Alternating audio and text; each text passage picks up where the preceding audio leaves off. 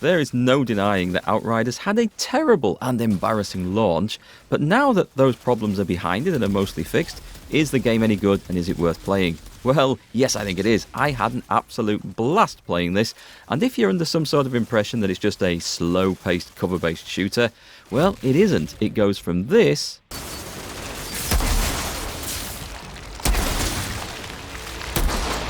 to this.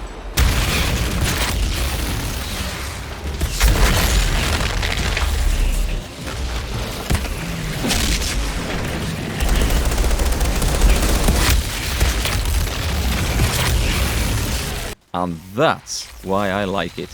Hi folks, it's Mark here bringing you my review of Outriders, and just for full transparency, I did receive a copy of this for free from Square Enix for the purpose of this review. However, I've also played it on Xbox Game Pass, which I'm paying for, and I enjoyed it so much I have bought a copy to give away to some of you guys. Check the video link in the description for more details there. Also, if you're new to Outriders or thinking of getting into it, then check out my new player's guide to the game, as it goes through some of the mechanics of looting and crafting and upgrades and world leveling that aren't obvious to a new player. Link down in the description. The Outriders story tells us that humanity manages to mess up planet Earth so badly that we have no option but to load anything and everyone that we care about onto two massive colony ships and set out across the stars looking for a new paradise to call home. And we arrive many years later, and this is where you as the player comes in as one of the Outriders, an elite bunch of soldiers and or mercenaries who are sent down to this new planet to check it out to make sure that it's safe before the main landings begin. Only it isn't quite safe, and the main landings begin anyway, and you run into this strange alien anomaly storm which, like from any good superhero movie, vaporizes all your friends, but for some reason grants you immortality and superpowers. You actually put back into stasis sleep, and you awoken 30 years later to find that humanity has just dragged itself into this civil war, intent on killing each other for the scant resources that there are on this planet, and this weird alien storm thing is still causing some problems. Well, I'm going to be honest, folks, the story isn't all that amazing in my opinion, but it's not terrible either. It is really just an excuse for you to go running through level after level of third-person, over-the-shoulder style shooting action. And it's pretty good. It looks like a cover shooter, a bit like the Division games at the start, where it's a bit more slow-paced. But as your character gains skills and levels and class points and you build it up and get better equipment and mods, the game pace changes completely, and you are far less reliant on hiding behind bits of cover, and you can just go running in and shooting things in the face. And when you get to the end game, the pace changes up a level again, and it's fast and frantic, and it's this part of the game, this fast, frantic, flowing combat that I really enjoyed.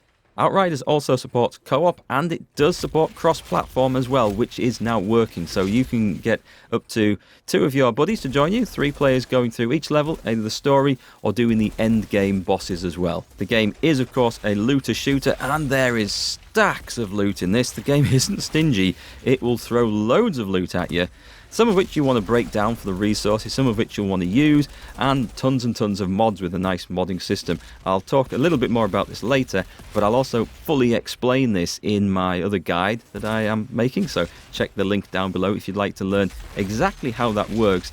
Okay, before we talk about my likes and dislikes, let's have a quick talk about the graphics and sound. And in both cases, it's a bit of a mixed bag, but in an odd way, because in the graphics, the in-game graphics, I think, look amazing, especially in some of the outdoor levels later on. There's deserts and jungles and old ancient temples. These look particularly fantastic. However, when we're looking at the cutscenes, and there are quite a lot of cutscenes, some of the textures just aren't right. Some of it just looks wrong. There's also some terrible camera shake in this, and it's set there by default, but thankfully you can turn that off in the settings completely. I don't know why it's there, it's far too shaky and it's on all the time, so go into the settings and turn that off. Little tip to save your sanity.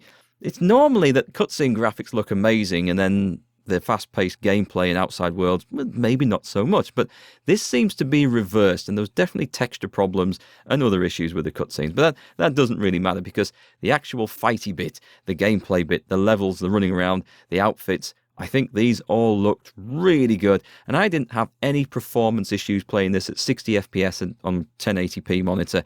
Now, when it comes to the sound, we've got the voiceovers, which I think are adequate and pretty decent. I don't think they're maybe the best scripted, but they are certainly professionally acted and well enough recorded. I can do things now. I don't understand, but maybe there's a reason. Yes, you are. I guess I know why I saved your damn life all those years ago. We've got some pretty good background music to some of the scenes and some of the fights, which I can't show you all of because there's always the risk of copyright issues and stuff on YouTube. But trust me, I liked it, although admittedly it won't be to everyone else's taste, being a mix of like rock and some heavy metal in there. And then we get to the gun sound effects, which you're going to be hearing an awful lot of. Some of the guns sounded great, and then other ones sounded awful. I mean, especially some of the ones the enemy uses, it sounds like you're being pelted by plastic BBs or something.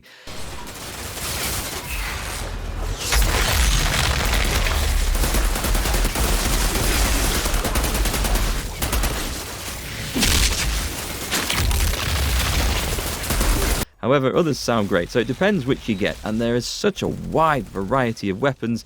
If one style really annoys you with the sound it makes, yeah, chuck it away, there's plenty more.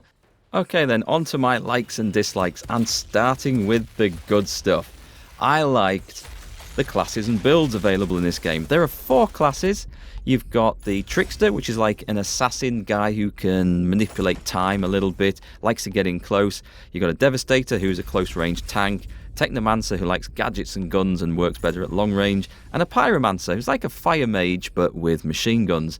What I really like about this is that they all feel quite different and distinct. Now, admittedly, if you only play them for the first few levels and think, I don't like this one, I'm going to try another one, they all feel very similar at the start, but the longer you play each class, the more distinct they become with their own unique skills, and it's only later game when they get between level 20 and 30, 30 being the max, that they really start to come into their own, that all the synergy between the talents, the mods, the skills that you've picked and the way you want to play really comes together and makes each class their own. Now, I might have been lucky because I jumped in playing the Devastator, the close range guy, and up to about halfway through I wasn't overly impressed, didn't feel very survivable, but the second half, levels 15 to 30 and then endgame, wow, I have played the class that is perfect for me, and it might just have been good luck that I got into that one first, but I absolutely loved it. Another good thing about this game is that there is no PvP, and you might be wondering why I say that's a good thing. Well, it's because they don't have to worry about class balance at all. Each class is allowed to feel unique and different and has its own abilities, its own interrupts, its own special things, the way it works, its own mechanics. There's no need to make sure that each one is balanced against the others, as there would be if there was any PvP involved. This is purely PvE, and it's best played co-op with a mate, which is another thing that I really liked. I played this co-op with my daughter. She plays on the Xbox, I play on the PC, because yes, it's got cross-play as well, which does work now. That was one of the issues at launch, which, by the way, we'll talk more about the launch in a minute. But it's all good now, and I played through the main game with one of my friends on stream as well, and we still play this after I finish streaming it. In fact, we're playing 3 of us tonight, going on again. It's just really good. I love co-op stuff, you guys know this, and this works really well. The game difficulty actually levels depending on the amount of players in your squad as well, so don't think that just bringing along a mate is suddenly going to make each boss fight and each level a lot easier, because you're going to be facing more enemies, they're going to soak up the bullets better. But it does make it more interesting, and you can resurrect each other if you go down as well. I'm also a big fan of all the different weapons available in this game. There are loads. You've got submachine guns, light machine guns, assault rifles. You've also got pistols and revolvers for your sidearms, various sniper rifles, and something called a double gun, which is kind of like an assault rifle but with 2 barrels and a big magazine. And each of these comes in different variants. So like the assault rifles, you've got single shot, burst fire, full automatic. The machine guns, you've got suppressing variants and stabilizing variants, and even if you have one and you don't like that particular variant, you can just see a guy in your camp and change it to one of the other variants for the cost of a few resources that you'll pick up. You can totally mod your own weapons and make them just work exactly how you enjoy them. And that's the great thing about this. It doesn't really matter which class you're playing and what build you're going for to some extent. You can just play with the guns that you like. And there isn't really a right and wrong way to do it either. as long as you're having fun, because it's the mods on all these weapons, and this is another good system. I'm going to explain this more in my guide, because this does get confusing. But all the weapons, or all the good weapons, can be modded, and the really good weapons, the legendary and the epic loot that drops, can take 2 mods as well. And then when you break one of these down, you basically get to keep the blueprint of that mod, and you can add that mod onto any other weapon in the future, and the same for armor as well. And the end game is something else I really liked, because I mentioned earlier that the game goes from like a slow cover-based shooter at the start until you get some skills up, and then it's a lot more fast-paced and fluid, where you can just run in and hit people in the face, shoot them while they're down, blow stuff up, then move on to the next one. Well, the end game expeditions in this game take this to another level. Once you finish the main story, which I'm not going to spoil for you, although it isn't that amazing, you basically are going out on expeditions into the wilds of this planet to look for more resources and finding stuff. You don't loot stuff in there exactly until you get to the end of it. There's nothing to pick up. All the loot's given at the end, whether you succeed or fail, which is quite a good thing, actually. But the pace of this assault is intense, because you are against the clock. The faster you do these expeditions at the end game, the better the loot you will get. But also the amount of enemies, it is absolutely frantic, and I loved every little bit of this end game in particular that we've played. It's some of the best bits of the game. There are also short sessions as well, typically lasting between 10 and 20 minutes, or up to 30 minutes if they're a bit tougher or longer. But the fact is, you can play a couple of sessions, get the loot or not, and then just log off. There's no reason to be on there for hours and hours and hours. And I really like that as well, and there's a nice bit of variation in there too. There's a few other things about the general gameplay I should mention, and that the boss fights, what they are, they tend to be big stage things, like in the Gears game, especially in Gears 5, that once you learn the boss mechanics, they become reasonably easy.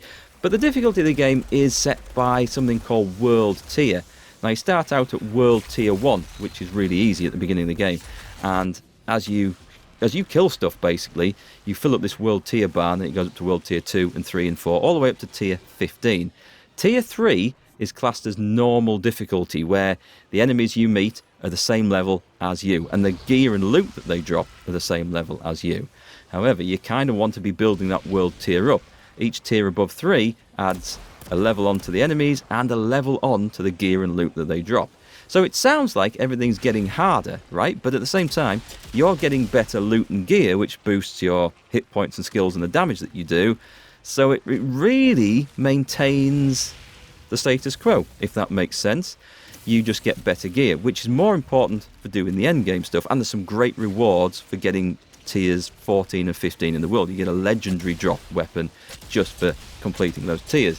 So where the difficulty comes in is if you are somehow under-geared for the world tier that you are doing, you haven't changed any of your equipment and armor for a couple of world tiers, and all the bosses are like 2 levels higher than the gear you are using, well, that's going to be difficult for you.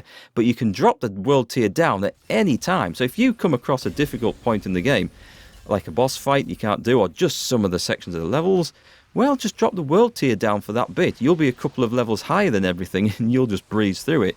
And there's no downside to doing that. Well, apart from any loot you get will be a bit lower, but you change equipment so fast in this game, that doesn't matter at all. And it's quite a nice way of doing it, that you can just play all the way through, leveling up this world tier thing, but just drop it if you get stuck. And it's no great shakes. It's no big deal, no great loss. And I think it works quite well. But again, it's a confusing system, which I will explain more in my guide. And as much as I have enjoyed this game, there are some points about it that I didn't like, so let's talk about those now. And the first one that I noticed is playing with a controller. Now, I played this mostly on PC, but I do have it on Xbox Game Pass as well, so I played it with a controller on there.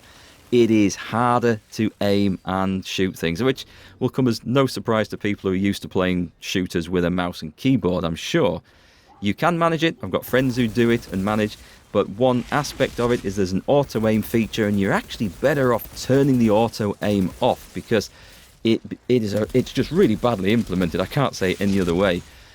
In a game that to some extent relies on cover, the enemies will hide behind cover. If you aim at an enemy's head with auto-aim on as he pops out of cover, the auto-aim will snap to his chest, which will be behind the barrier he's hiding behind half the time.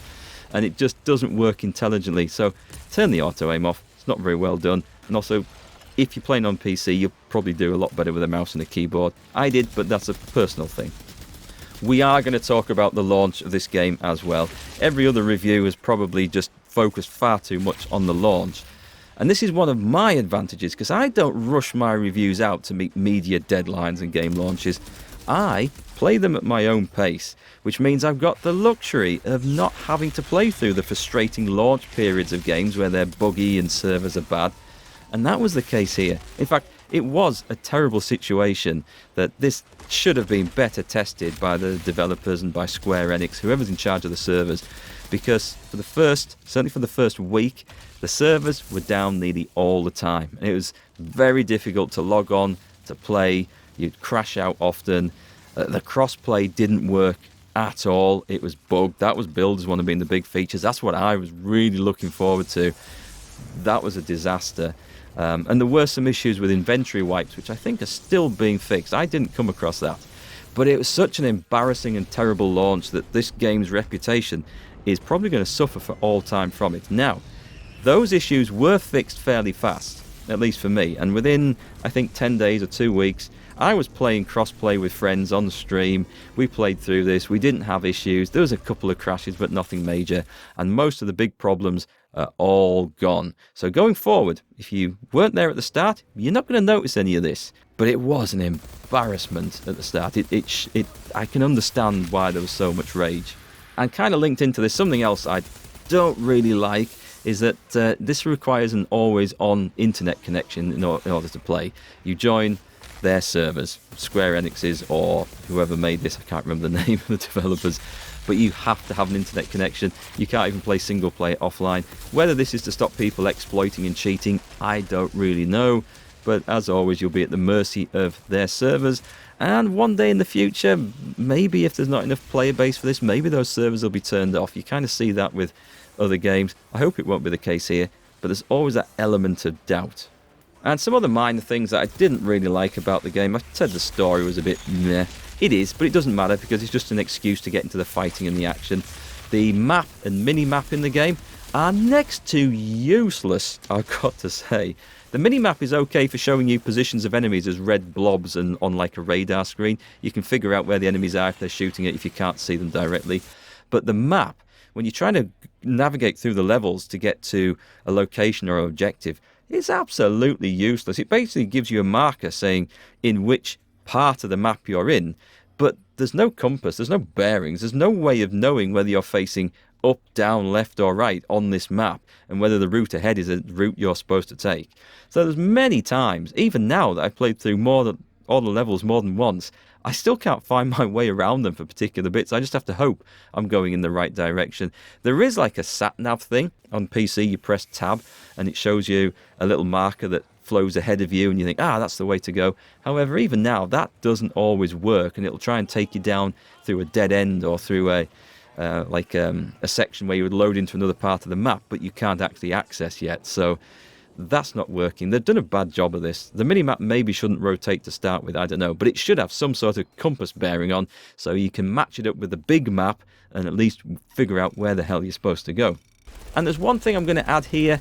It's not something that I don't like, but you might dislike this, and that's the loot lottery. You see, when you kill some bosses or when you open a chest and get some loot out of it, some new armor and guns, it's just random potluck as to what you get. It might be something that you really like. It might be something that you think, well, I don't want that, or I don't use those guns, or the armor's got the wrong stats on. But that's going to be the way of it. There are legendary weapons, there are legendary armor sets which are unique to the classes and give them class bonuses on your skills. And these, by the way, are fantastic bonuses, so they're worth getting. However, it's the luck of the draw as to whether you get them. That's where the world tier and the expedition tiers come in. The higher they are, the harder the enemies, but the more chance you have of getting legendary drops and stuff. I'll explain more in the guide, but if you don't like loot lotteries, this might frustrate you.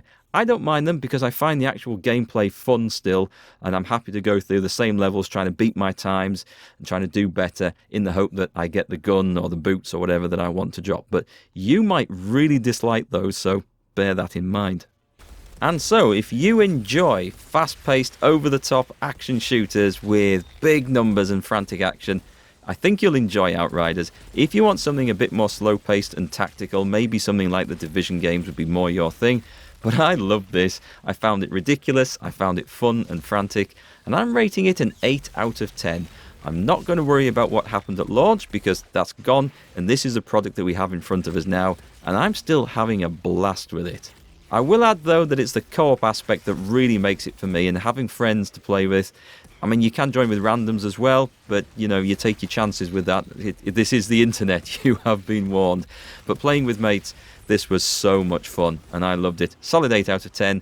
And if you'd like to be in with a chance of winning a copy of this on PC, I am running a giveaway at the moment. It'll run for a few days after this video goes up, so check the links down below. Or if you'd like to see my new player's guide to learn more about the mechanics and looting and crafting of this game, check it out down there too. Thanks for watching, folks, and give me your thoughts on Outriders in the comments.